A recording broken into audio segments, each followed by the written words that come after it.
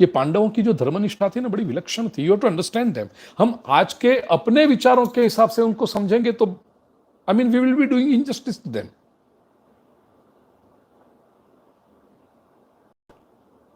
द्रौपदी जब 5 भाइयों की पत्नी बनी, इंद्रप्रस्थ की स्थापना हुई, पांचों भाइयों में एकता बनी रहे, जो एक क्लोज बॉन्ड है वो बना रहे, इसलिए नारद जी ने एक सजेशन दिया था और ये पांचों पांडवों ने फॉलो किया। वो सजेशन क्या था कि द्रौपदी जब भी कोई भाई के साथ हो, एक भाई के साथ हो, तो उस समय दूसरा भाई उस कक्ष में, उस रूम में नहीं जाएगा। एक नियम था।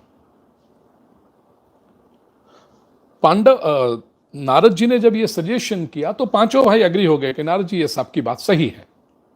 We don't want a confusion, we don't want a problem in our life because of this issue, because it's a very unique situation. Mahabharata में जो हुई थी उस समय की पॉलीगैमी पॉपुलर होती है, polygamy was accepted by the society then for various reasons, लेकिन polyandry was a unique case. एक पुरुष की मल्टीपल वाइफ्स हो, आज के युग में वो आवश्यकता नहीं है, I am not supporting it, लेकिन उस समय की जरूरत थी, सोशल नेसेसिटी थी। वो चर्चा फिर कभी करेंगे, प्रश्न आएगा तो। लेकिन पॉलीएंड्री, एक स्त्री के कई पुरुष पति हों, एंड स्पेशली द ब्रदर्स, वो सिचुएशन कॉमन सिचुएशन नहीं थी, it was a unique situation.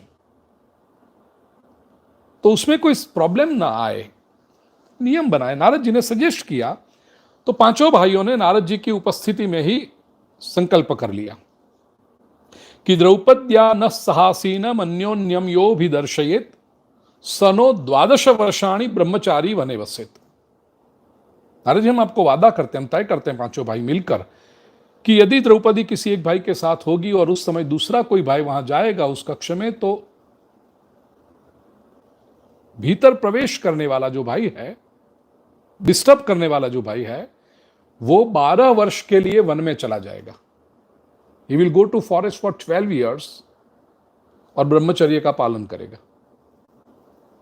ये नियम पांचों भाइयों ने ले लिया। एक बार एक प्रसंग बना इंद्रप्रस्थ में ही।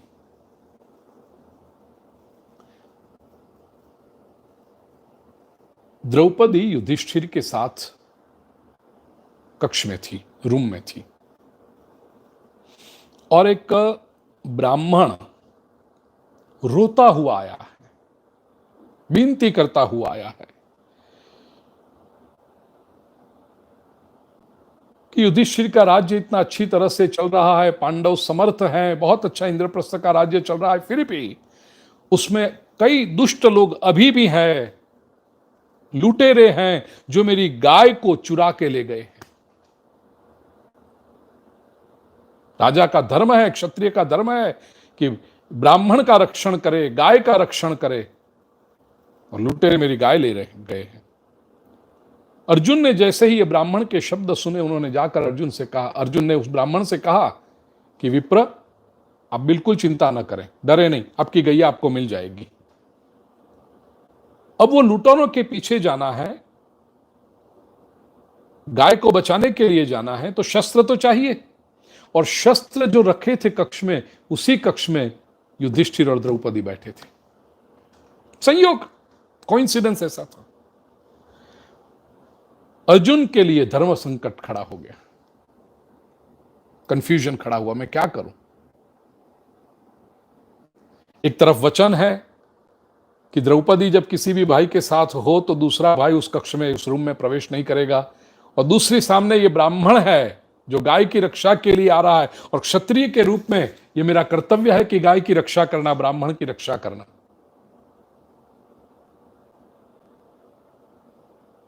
क्या करूं। अर्जुन, महाभारत के शब्द हैं, मन ही मन अर्जुन एक क्षण आंख बंद करके सोच लिया शरीरस्यापि नाशेन धर्म एव विशिष्यते। शरीर का नाश हो जाए तो चलेगा, 12 वर्ष वन में जाना, ब्रह्मचर्य का पालन करना, ये तो बहुत छोटी बात है।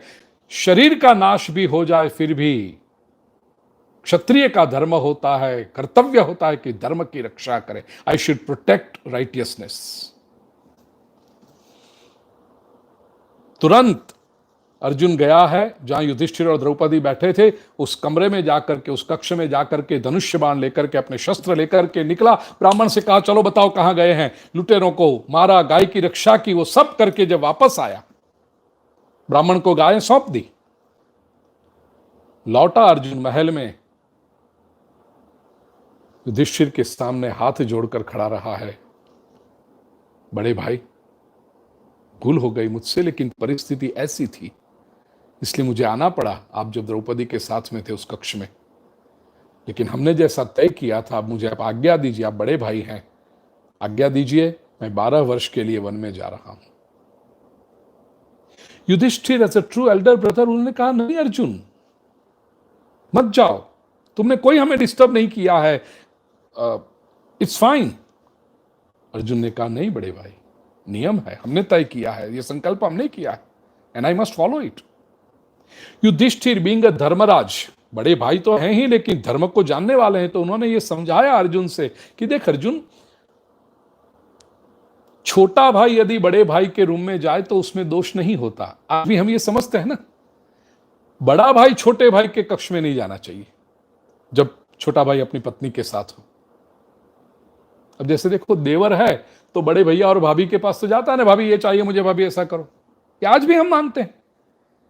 लेकिन जेठ कभी अपने छोटा भाई और छोटे भाई की पत्नी को हो तो उस कमरे में, वहां तो वो अकेले बैठे हो तो वहां नहीं जाता, जेठ अपनी मर्यादा रखता है। युधिष्ठिर ने समझाया कि अर्जुन तू छोटा भाई है, तू आ गया कक्ष में, कोई प्रॉब्लम नहीं, कोई चिंता नहीं, कोई दोष नहीं, और मैं तुझे कहता हूं मत जा। अर्जुन कहता है नहीं बड़े भाई, मुझे जाना चाहिए।